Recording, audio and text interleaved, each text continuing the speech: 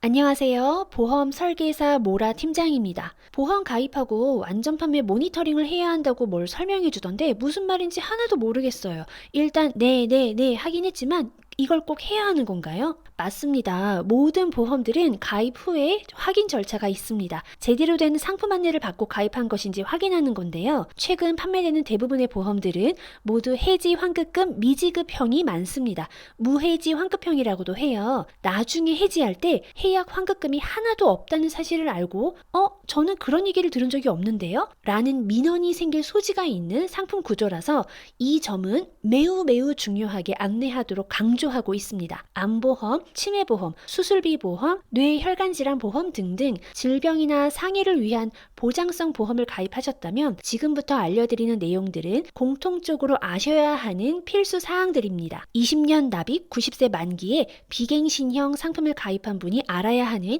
필수 안내사항을 기준으로 풀어드릴게요. 지금 보시는 글들을 영상을 잠시만 멈추시고 한 번만 읽어봐 주시겠어요? 와, 뭐가 이리도 알아야 할 것이 많을까요?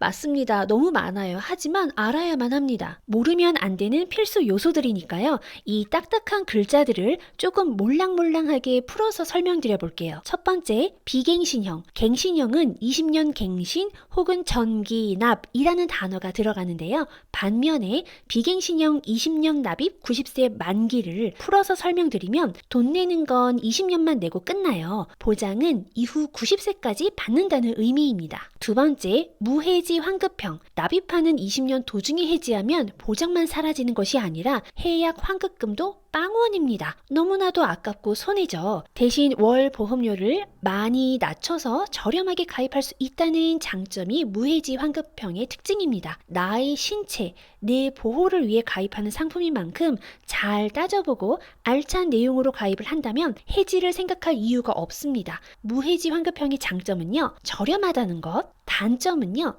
해지하면 무조건 손해라는 것입니다. 하지만 납입 기간이 끝난 다음에는요, 해지했을 때 아주 소정의 해약 환급금이 나오기는 합니다. 세 번째, 기본 계약과 특약의 만기. 상품의 설계안을 보시면 맨 첫 번째에는요, 항상 기본 계약 혹은 주계약이 표기됩니다. 상해 후유장애나 상해 사망이 대부분인데요. 20년 납입 90세 만기로 가입하려면 이 기본 계약이 무조건 그렇게 설정이 됩니다. 그런데 일부 몇 개의 특약들은 기본 계약하고 만기가 다른 것들이 있어요. 상해 사망 연만기 라고 되어 있는 것들은요, 납입기간과 보장기간이 같은 것이니까 20년짜리인 거예요. 만기가 짧은 거죠. 제가 이식수술 삼형제라고 부르는 게 있는데요. 조혈모 세포이식 수술, 각막이식 수술, 장기이식 수술입니다.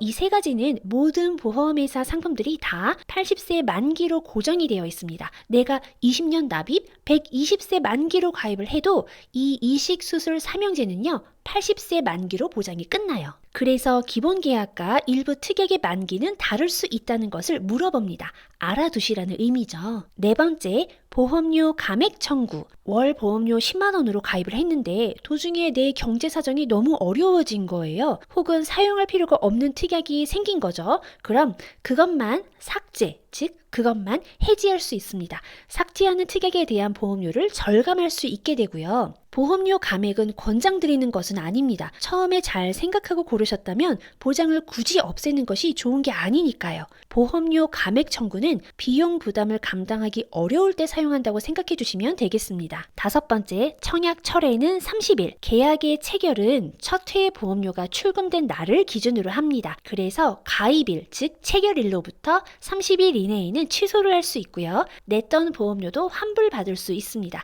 이를 청약 철회라고 해요. 여섯 번째, 품질 보증 해지 3개월. 보험은 계약이잖아요. 가입자가 상품 내용을 제대로 설명 듣고 가입을 한다면 직접 서명도 해야 합니다. 그런데 상품을 판매하는 쪽에서 잘못된 설명을 했거나 설명을 아예 잘 안 했거나 고객 대신 다른 누군가가 사인을 해서 가입을 시켰거나 가입하고 받아야 하는 필수 서류들을 주지도 않았거나 하면 고객은 돈만 내고 상품이 어떻게 생겼고 어떤 때 사용할 수 있는지도 모르는 거예요. 요때는요, 아주 저품질의 안내를 받은 거라서 해지 요청을 할 수 있겠습니다. 요즘 시대에도 이런 경우가 있을까요? 일곱 번째, 위법 계약 해지 5년. 금융소비자법이 강화된 지 1년이 훌쩍 지났습니다. 설계사가 위법적인 프로세스로 고객에게 상품을 가입 종용하면 이제 큰일 나요. 위법적인 절차로 가입한 것을 고객이 인지하면 5년 이내에 계약 해지를 요구할 수 있습니다. 그런 결과를 초래한 설계사나 대리점은 큰 벌금을 부과받게 되거든요.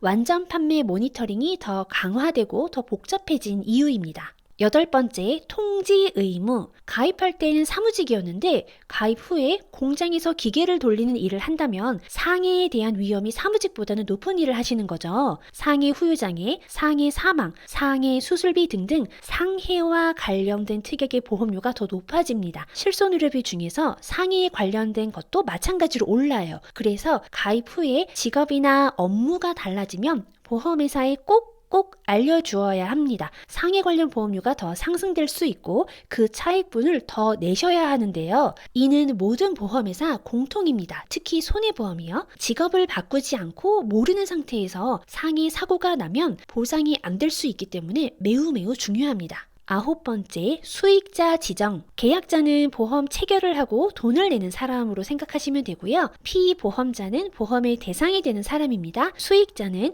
보험금을 받는 사람이에요. 내가 암보험을 가입했다라고 하면 계약자도 나고 피보험자도 나예요. 내가 보상받을 것이니까 수익자도 나로 하여 진행하는 것이 기본으로 세팅이 되어 있습니다. 그런데 보험금을 받는 이 수익자를 변경할 수 있어요. 가입 후에 서류를 지참하여서 지점을 방문하거나 등등의 절차가 있는데요. 회사마다 조금씩 다를 겁니다. 애매한 상황이 있어요. 이혼하시는 분들일 경우인데요. 전처가 계약자이고 피보험자가 전남편이고 수익자가 전처라면 이런 상황은 매우 꼬이고 어려운 상황이 됩니다. 그래서 이혼 전에 보험도 계약자, 피보험자, 수익자를 깔끔하게 정리해줘야 문제가 발생되지 않을 겁니다. 10번째, 보험금 청구권 소멸시효는 3년.